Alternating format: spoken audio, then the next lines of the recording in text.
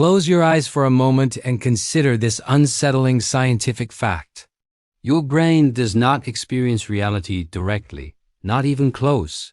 Everything you have ever seen, felt, feared, loved, or believed was never the world itself but a controlled simulation, generated inside your skull based on incomplete signals. And now, here's the disturbing question.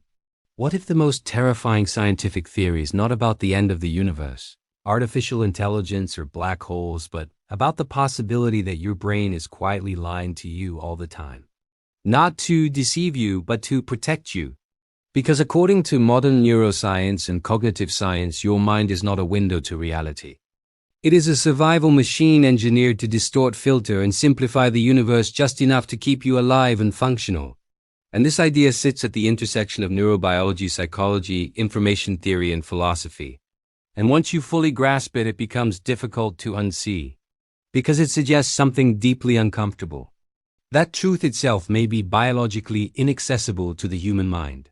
This theory is often called predictive processing, or the controlled hallucination model of perception. And it proposes that your brain does not passively receive information from the world. Instead, it actively predicts reality and then updates those predictions only when the error becomes too large to ignore. In simple terms, you are not seeing the world, you are guessing it. And your senses merely correct your guesses slightly.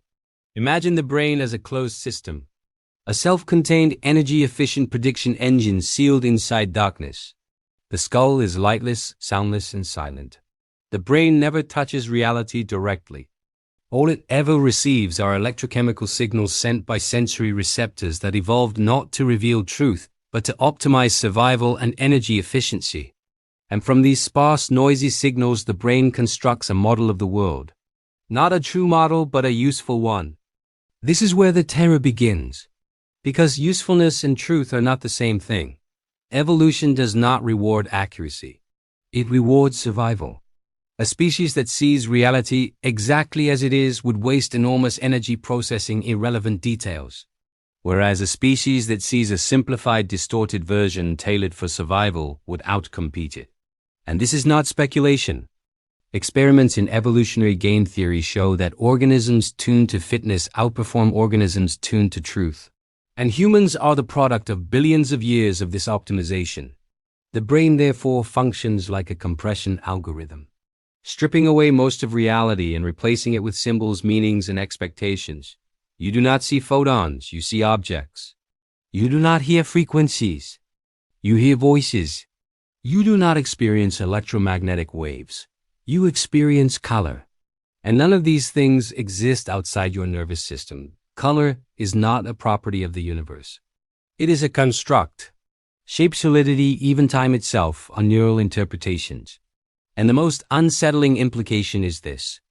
If your perception is a prediction and not a recording, then your experience of reality is fundamentally subjective, even when you believe it is objective.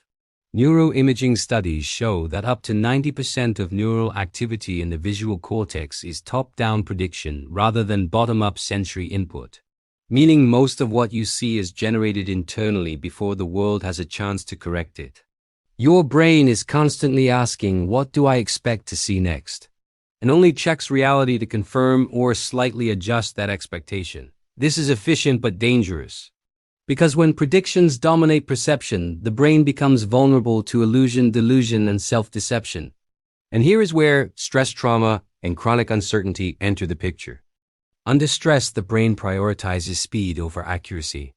The amygdala and stress hormones like cortisol shift neural processing toward threat detection and pattern completion, meaning the brain fills in gaps, aggressively assuming danger where information is missing. This is why fear narrows perception, why anxiety amplifies imagined threats, and why trauma reshapes reality itself. In traumatic states, the brain learns that prediction errors are dangerous. So it stops updating its model and instead rigidly clings to past expectations. The world becomes frozen. Not because reality stopped changing, but because the brain stopped trusting new information. And the terrifying theory suggests that there is no neutral observer inside you who can step outside this system. There is no homunculus watching the brain from above. You are the system. You are the prediction. And now consider the philosophical consequence. If perception is a controlled hallucination, then what you call consciousness is not an objective stream of awareness, but a best-guess narrative constantly rewritten to maintain coherence. The brain hates uncertainty more than it hates being wrong. This is why it prefers familiar beliefs, even false ones, over ambiguity. This is why cognitive dissonance feels physically uncomfortable, because it represents prediction error. And this is why belief systems, ideologies, and identities are so neurologically sticky. They reduce uncertainty. They compress complexity. They stabilize the internal model even at the cost of accuracy. From this perspective, free will itself becomes questionable, because decisions emerge from predictive models shaped by past experience, biology, and energy constraints. The brain selects actions that minimize expected surprise, not necessarily maximize truth or happiness. You think you choose, but the system chooses based on statistical expectation. And yet the most chilling part of this theory is not that we are trapped in subjective realities, but that we cannot even tell when those realities diverge from the world. Because the only measure of correctness the brain has is internal coherence. If the model works well enough, you feel normal, sane, and confident, even if the model is deeply flawed.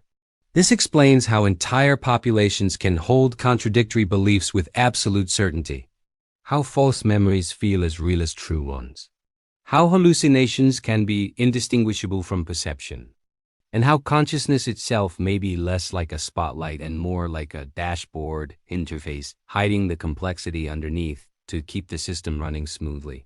The brain as a system values stability, energy, efficiency, and survival over truth, clarity, and understanding.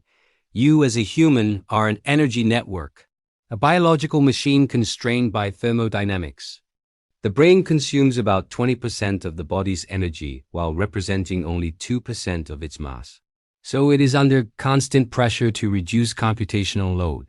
Predictive processing is the solution. Guess first, verify later. This saves energy but sacrifices accuracy. And now comes the unexpected twist. The moment you think you are weakest, confused, overwhelmed, or mentally shutting down may actually be the moment your brain is protecting you. When reality becomes too complex, too unpredictable, or too painful, the brain reduces precision. It narrows perception, dissociates, suppresses curiosity, and defaults to rigid predictions. This is not failure. This is a safety protocol. Burnout, anxiety, numbness, and even certain forms of depression can be understood as the brain lowering resolution to prevent catastrophic overload. Like a computer entering safe mode, the mind sacrifices richness for stability. You feel less not because you are broken, but because the system is conserving resources. And this reframes human limitation in a radical way. Your limits are not evidence of weakness. They are evidence of adaptation. The brain has boundaries because infinite openness would be lethal. Complete awareness would overwhelm the system. Total truth would destroy coherence. And so the most terrifying scientific theory becomes strangely humbling. You are not designed to know everything. You are designed to survive. And yet within this limitation lies a quiet form of power. Because predictive models can change. Neuroplasticity means the brain updates its expectations when the environment becomes safe enough to allow error. When curiosity replaces threat. When uncertainty feels tolerable, the system loosens its grip.